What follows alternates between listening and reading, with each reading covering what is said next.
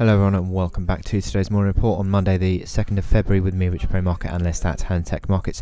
Let's move on to dollar yen now. And this consolidation that we saw for almost 2 weeks broke down very early this morning in the Asian trading session.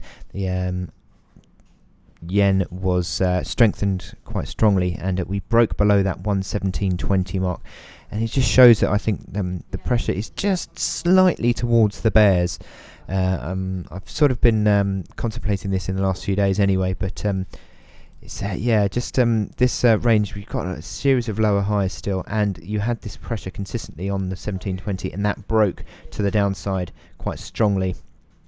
Although we had a very strong reaction back to the upside again, suggesting that there's no confirmation yet of that break. I think the very fact that that level has been broken would probably imply that it's going to be retested again at some stage, and that certainly that support is now a lot weaker. That support arguably is back in play as the support level, but I would say that more obviously you've got that 1665 level, which was the low that we saw intraday today, as the key level sort of near term. But certainly looks, I would say that the fact that we've broken that support now weakens that level significantly. You could argue that you're still playing this RSI, but the RSI has now fallen over at 60, and I think if that continues to play out all through today and the RSI doesn't get back above 60, I think that would suggest that maybe the bears are in control of this one now, because we've had that downside break.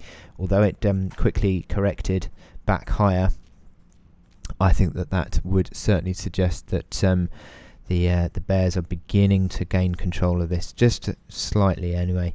The series of lower highs are still intact, and the reaction high, if I zoom in here, reaction high is of today is 1785, and that's underneath obviously the 1850 area that was the resistance that we saw on Thursday, Friday last week.